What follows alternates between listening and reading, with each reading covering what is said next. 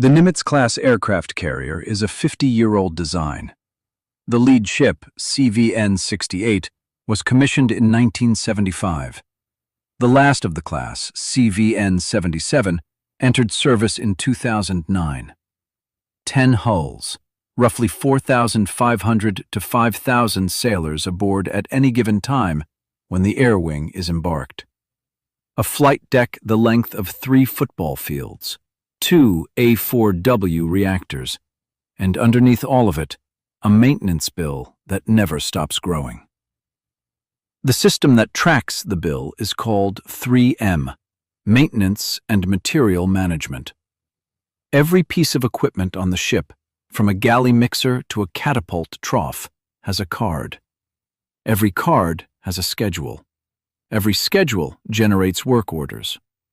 On any given underway day, a Nimitz-class carrier logs hundreds of open 3M items. Some are routine PMS, planned maintenance system checks. Some are corrective, something broke, fix it now. The corrective ones are what this video is about. 6 failures repeat every week, not because the ship is poorly built, because the ship is old, salt-soaked, vibrated by 4 propeller shafts and 90,000-pound aircraft slamming into the deck every 90 seconds during cyclic ops. Things break because things are used. The sailors who fix them are usually between 19 and 23 years old, holding a qualification card and a flashlight, working a shift that started before the rest of the ship woke up. Start with water. A Nimitz-class carrier makes its own fresh water through evaporator plants, specifically low-pressure, flash-type distillers fed by seawater and steam from the auxiliary boiler system. The ship produces around 400,000 gallons of potable water per day. Showers, laundry, galleys, reactor plant cooling, the dental clinic, the barber shop, all of it depends on those evaporators staying online. The most common failure in the freshwater plant is the distiller's heat transfer surface scaling up with calcium and magnesium deposits, what sailors call the membrane, even though it is technically a tube bundle. When the evap fouls, output drops. The engineering officer of the watch sees it on the panel in main control. A casualty report goes out. A machinist's mate from A-Gang, Auxiliaries Division, gets the call. He secures the affected unit, drains it, cracks the access plate, and goes in with a chemical descaling solution and a long-handled brush. The job takes between 4 and 7 hours, depending on how bad the scaling is.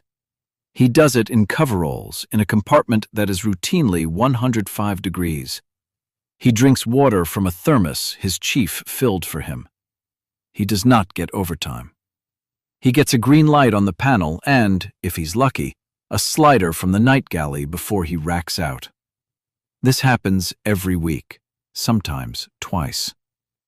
The ship has multiple evaporator units precisely because at least one is always down. When water hours get declared, the captain's announcement that showers are restricted to 3 minutes, laundry is secured, and the scullery is running on minimum flow, it is almost always because 2 evaporators went down within the same watch, and the third can't carry the load alone. Sailors hate water hours. They blame engineering. Engineering blames the calcium in the Arabian Gulf. Nobody blames the 19-year-old with the brush. The second failure lives 1 deck below, in the air compressor flat. A-Gang again. The carrier runs on compressed air, high pressure for catapult support systems and aircraft servicing, low pressure for everything from ballast control to the ship's whistle.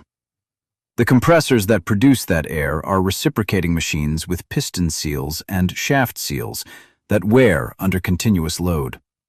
A typical underway day puts 90 to 100 hours on a compressor before the next planned rotation. Seals fail in between. When a compressor seal goes, the symptom is usually oil in the discharge air or a pressure drop the watchstander can't compensate for. The fix is unglamorous. The machinist's mate isolates the unit, tags it out, a formal lockout/tagout procedure with signatures from the EOOW, the LPO, and division leadership, and breaks the casing. Inside is a smear of black grease and a seal kit's worth of rubber that has hardened in the heat. He scrapes, cleans, presses in new seals with a wooden mallet and a thumb, and torques the casing back down to spec. Total time? 6 to 9 hours.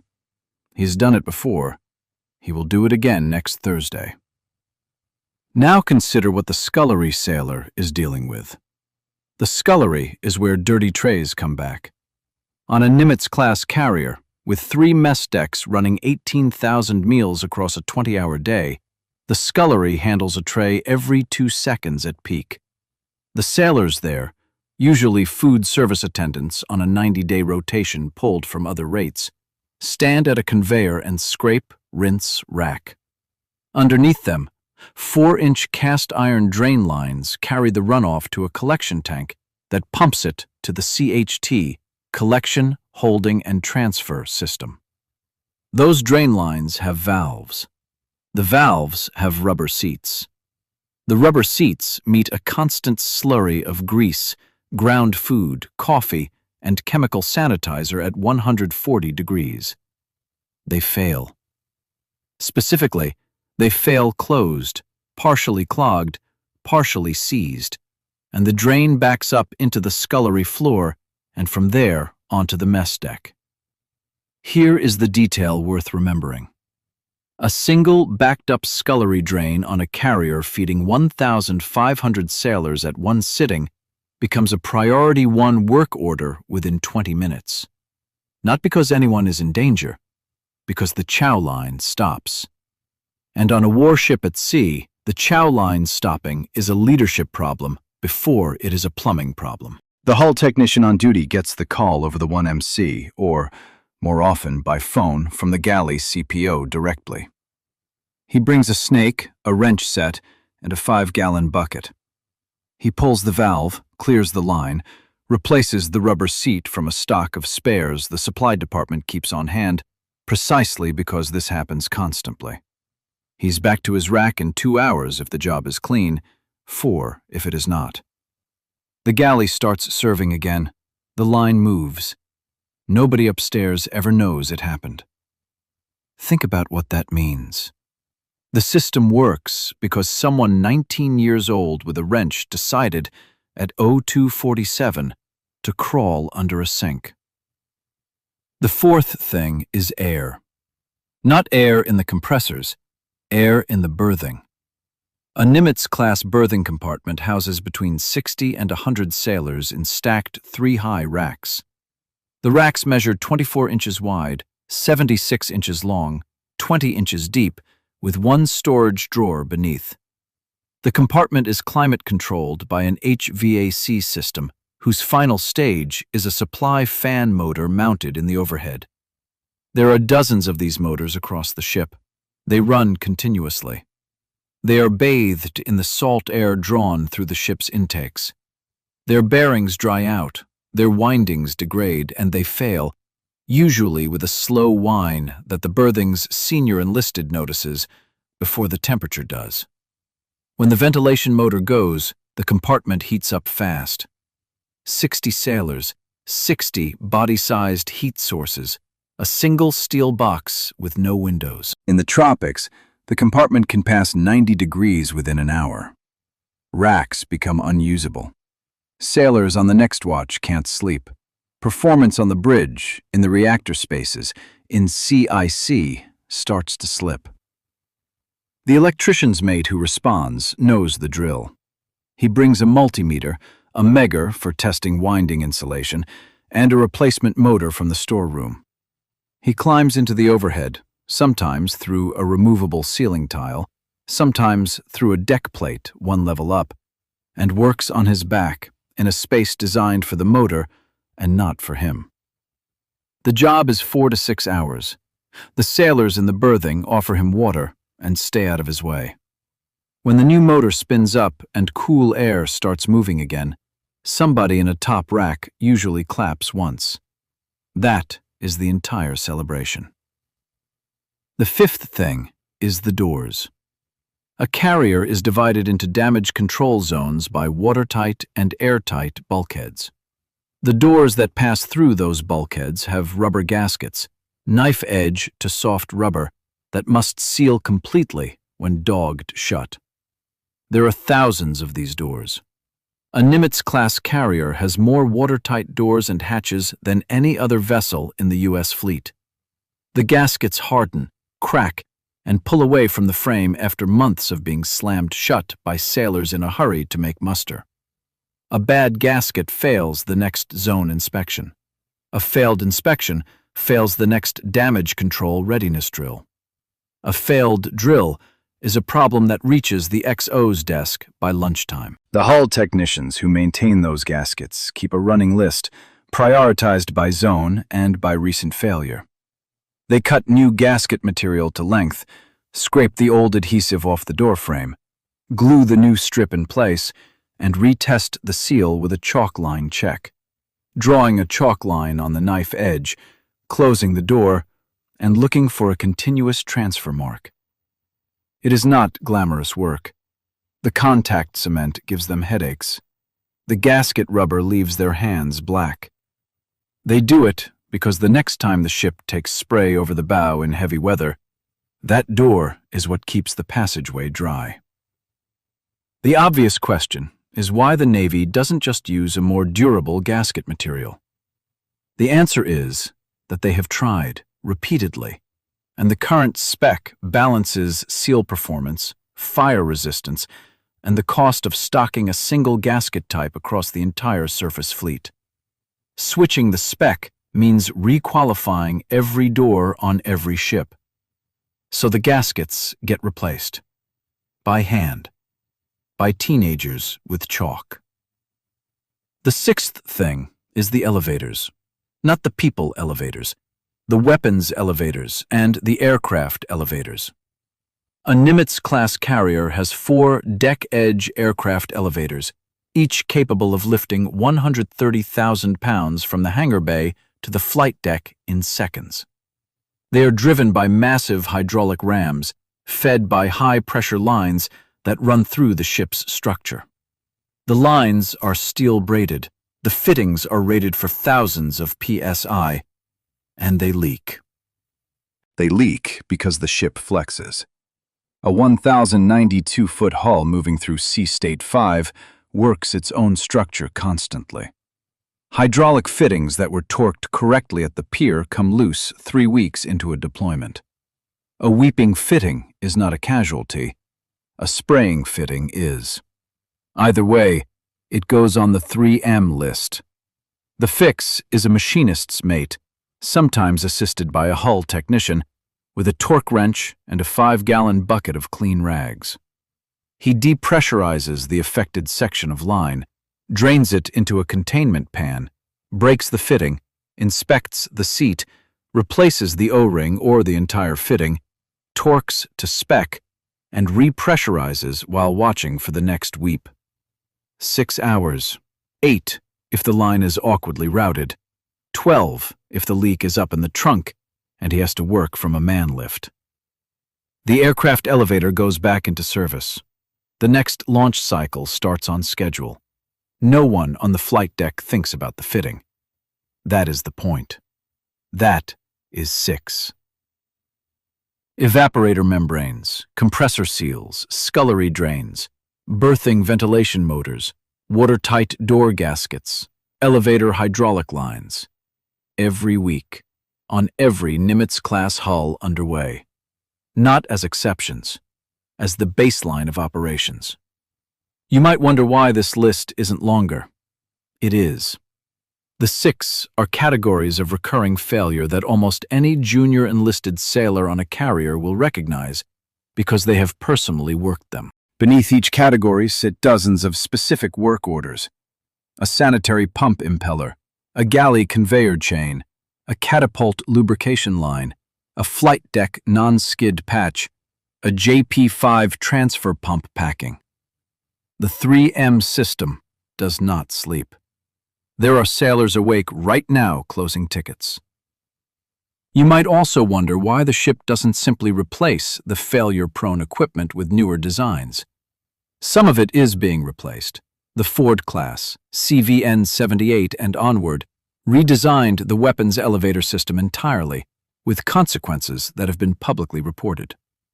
Some of it can't be replaced without dry docking the ship for a multi-year overhaul.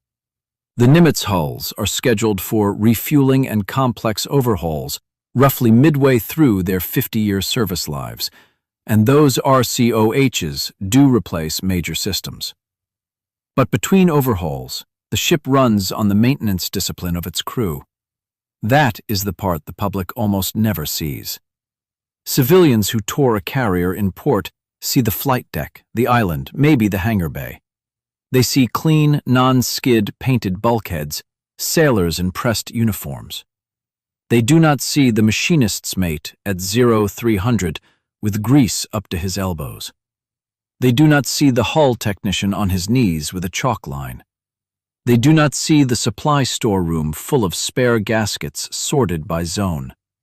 They see a warship.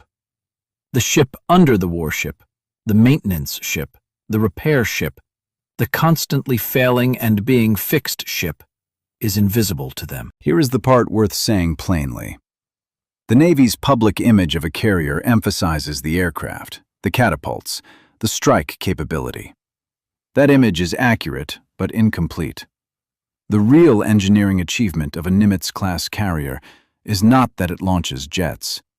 It is that it has been launching jets for 40 or 50 years on hardware that breaks every single week, kept operational by an enlisted workforce, most of whom are too young to legally rent a car. The system works because the system is mostly people. The sailors themselves talk about it in specific terms. Veteran memoirs and oral histories from the Naval History and Heritage Command repeatedly describe the same rhythm. Stand watch, get off watch, get called back for a casualty, sleep 4 hours, repeat. A retired senior chief hull technician interviewed in a 2019 USNI oral history described his first deployment on a Nimitz-class hull as learning that nothing on this ship is finished. It is only the most recently fixed. A machinist's mate writing in an all-hands feature called the evaporator plant the most honest piece of equipment on the ship. It tells you exactly when you've stopped paying attention. Pay attention. Stop paying attention. The whole maintenance economy lives between those two states.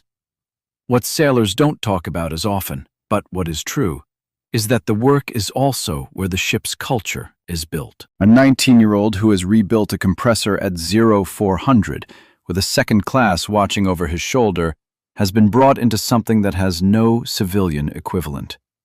He knows the machine. He knows the people who depend on the machine. He knows what his signature on a tag-out sheet means. By the end of his first deployment, he is the one watching over the next 19-year-old's shoulder. The transfer happens in the compartments, not the classrooms. There is also a quieter cost that does not show up on any 3M card. Sleep debt. The same sailor who fixed the evaporator at 0400 has a watch rotation that does not pause to accommodate the casualty. He stands his next 6 hours in main control with the same panel in front of him, watching the unit he just rebuilt for signs of trouble. He eats standing up. He showers when water hours allow. He writes a letter home on his phone, queued to send the next time the ship hits a satellite window. None of this appears in the recruiting brochure. All of it is the job. Return to the scullery. It is 0306 now. The machinist's mate, third class, has the drain valve apart on a square of cardboard he laid down to keep the parts off the wet deck. The new rubber seat is in his pocket, still wrapped. The mess deck chief is standing in the hatchway with a coffee cup, not saying anything, because there is nothing to say that would make the work go faster. The radio has stopped squawking. Midrats opened on time. Somebody up on the flight deck just turned a wrench on an elevator fitting. Somebody in berthing 2 decks down just heard the supply fan come back on. Somebody in main engineering just logged the evaporator output crossing back into spec. 6 things break on a Nimitz-class carrier every week. The reason the ship sails the next day is not technology. It is a watch bill, a 3M card, and a kid with a wrench who decided that the chow line was going to move. The valve closes. The drain clears. The deck gets squeegeed dry. The third class washes his hands twice in the scullery sink, signs the work order complete, and walks back toward his rack with the empty parts wrapper in his pocket. By the time he reaches berthing, another ticket has already opened somewhere else on the ship. That is the job. That is the ship. That is the way 50-year-old steel keeps going to sea.